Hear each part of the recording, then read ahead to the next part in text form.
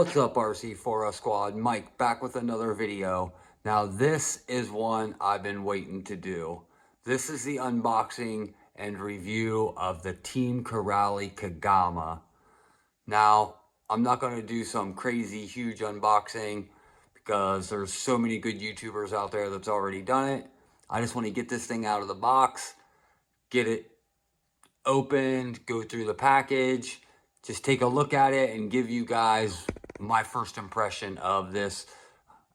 Everybody on YouTube is raving about how tough this thing is, and it's the Kraton killer, which we have a brand new EXB sitting here that still hasn't been ran, so we got something perfect to side-by-side compare it with. Without further ado, guys, let's get this Kagama out of its box. Okay, guys, so we got her out of the box. We got her on the bench. We got the plastic off the body, and it is stunning. This flat black with this red and gray. It definitely looks cool. So real quick, in the box, you get the CT2R transmitter, which I have no experience with Corally, so I've never used one of these, but it honestly doesn't feel bad in the hand for being... Well, yeah, it don't feel bad in your hand. I like that you can reach the your thumb on the steering wheel real well, so should make for some easy one-handing. Underneath here is your steering and throttle reverse, all your steering trim and throttle trim, and steering dual rate is all on there. There's your on-off button. It looks like your bind is there as well. Yeah, guys, the controller feels pretty nice in the hand. Now there's some plug-ins on the back. So charge. You must be able to put chargeable batteries in this thing and charge it through that. I don't know. I guess I'll have to get in the book and see. Speaking of the book, that is here. I guess it's sealed, so give me a second to get this thing open and get everything out. Okay, guys, so just like everybody else's video, it's got all the manuals, so the instructions for the CT2R transmitter. You got the actual instruction manual for the Kagama, multi-language. And it's got all the part breakdown, all that kind of stuff in it with part numbers. Also have the ESC instruction manual, so this must tell you like how to program it and stuff like that, and what all the settings are. So that's going to be pretty useful. So you get all that stuff, and then you get your bind plug. And looks like an antenna tube. So if you end up having to rebind it, you'll definitely need that bind plug. And then they send some swag. It looks like a Team Corally lanyard. I got a heck of a collection of lanyards now. HOBBYWING, Radio Link, RC4 one, now a Corally, and a keychain. A Team Corally keychain. Really makes you feel like you're on the team when you got a keychain, guys.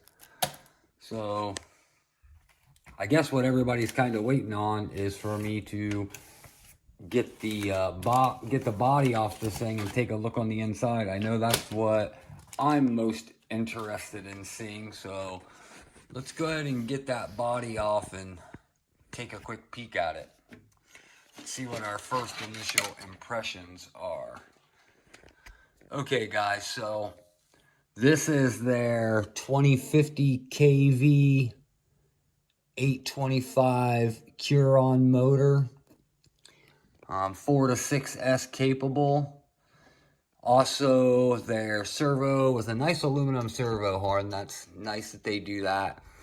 I noticed down in here, I don't know if you guys can see, but it does have an adjustable bell crank in it. So that's a huge plus to me because I've had issues with servo savers being too loose and not much you can do about it. But What else do I notice? Nice mud guards. The suspension feels pretty good. The front feels really good. The back sort of feels a little stiff, but maybe that's just because it's so new. Or maybe just the preload collars are cranked down too tight. I mean, looking in at the wheels, guys, like these steering blocks, I mean, they are beefy as all get out. And the ARRMAs, I like this little filler piece in here. That's a nice little touch. And you know, I don't really have so much a bad opinion of these non-adjustable solid composite links. I mean, one nice thing is if they do break, they're super cheap and super easy to slap on, so that's a huge plus. Let's move around to the front of this thing, guys. So looking at the front, again, it's got a nice bumper on it.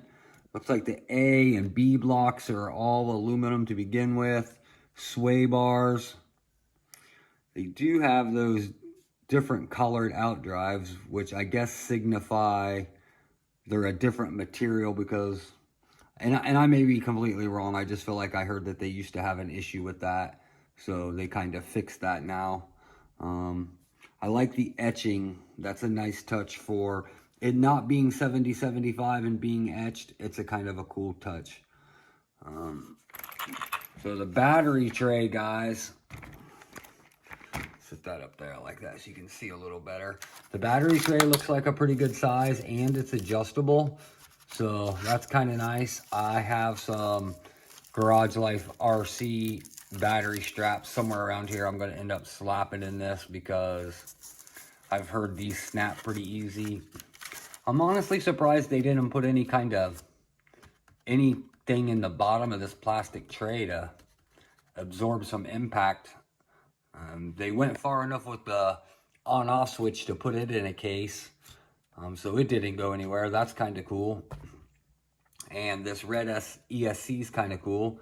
This thing's got tons of bracing, guys. I noticed that. Like, there's a big beefy front plastic brace, and this two-piece tower. I mean, that's pretty beefy. Same with the back. The back has these extra 2 braces plus this huge monster brace that goes down to the chassis and ends right before the center diff, which I don't know if you can see in there real good. That center diff is an aluminum case, so that's a nice touch. I don't know, can't really hear the mesh. I think I might have to adjust the mesh, and definitely that center diff is leaking. I'm getting it on my hands and you can see the oil down in there, so definitely gonna have to get that center diff out and take a look at it because it's leaking. Hopefully everything's okay there. I don't want to run it and it not have plenty of fluid in it, so we'll have to check that out because it's definitely leaking everywhere. So these plugs, XT90s, I don't really run XT90s and I don't run dual batteries, so I'll have to get that switched. That's probably why I didn't notice the leaking when I first looked at this thing, because the battery cables were in there. And this big huge foam block on top, that's pretty cool. That should really help with all them roof landings I end up doing, because you guys know me. I am noticing how it's attached. I don't so much mind that it wiggles, but I guess I'm gonna have to figure out, are those just rubber O-rings that hold that on? I don't know, I'll have to get in there and figure that out. The back, guys, it's got a huge beefy rear bumper, which, I mean, it gives you a good handle to carry it back on. It kind of reminds me of the Outcast 8S rear, and it's got a super beefy looking wing mount, so that's a plus. And then the integrated skid plates from the bumpers on the front and the rear. I like how they use all these little red washers everywhere. That's kind of cool. And the etched chassis. Now this is just a 3mm 6061 chassis, I believe. So pretty much the standard these days in all cars. For the most part, some will come with some 7075, but usually 7075 from RTRs are not the same as buying an M2C 7075 chassis. Feeling these tires, they're soft. I assume they have some small foam in them because I don't really feel much foam except for in the middle. Now I was watching NBRC's video and found out that these are only vented on the inside of the wheel, so I will have to fix that. I'll just plug the holes on the inside of the wheel in the plastic with some tape, and I'll put my own holes in the tires. I really like my tires vented on the outside.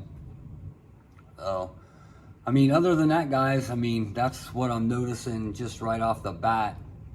Now, another thing that I notice is, like, I don't know if it's just me or what, but these wires, I don't know what gauge they are. They're 12 gauge, so I don't know what comes on most 6S cars, but they just look little. Maybe it's because the big 6.5mm bullets. This is 10 gauge, so maybe it just looks that way, the way it's ran. Definitely cool, guys. This wing looks pretty sick. I'm pretty stoked that I have this, guys. I can't deny that. I got to give a huge shout out to Underground RC for making this possible for me to have. Without them, I would not have this thing. That is for sure. So make sure you guys drop a comment if you have any questions. Just kind of looking things over, trying to see if I see any more fluid in there. It looks like it is just soaking wet. You can see down in there where the color changes. That's all the center diff fluid that's leaked out. See it all over the battery tray down in there. So definitely gonna have to get that out, guys, and yeah, it feels like that meshes.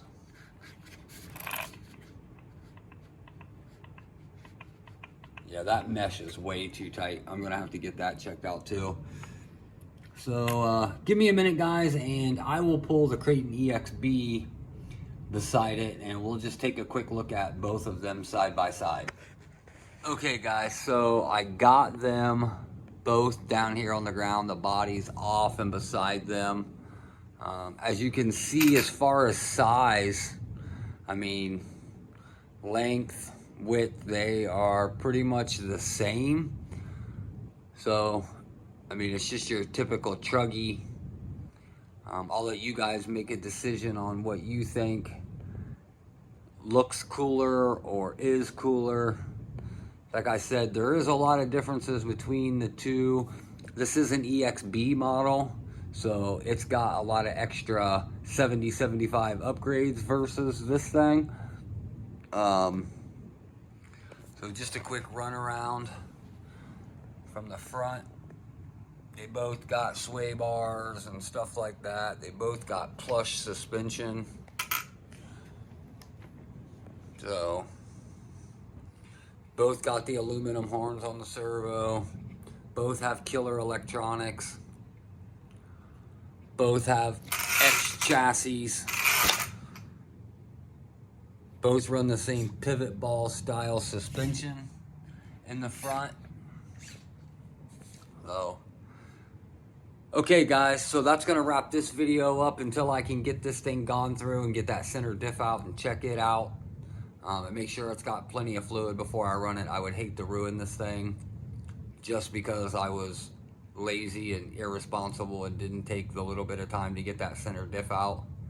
But if you guys haven't hit that like button, now would be a great time, especially if you want to see the next video of the Team Corally. Make sure you hit the notification button and are subscribed. And make sure you guys leave a comment of what you guys think. Which one is gonna dominate? The brand new Team Corally Kagama or the brand new Kraton 6S EXB, guys? Until next time, I'm Mike with RC4Us, and this was the first look at the Team Corally Kagama 6S.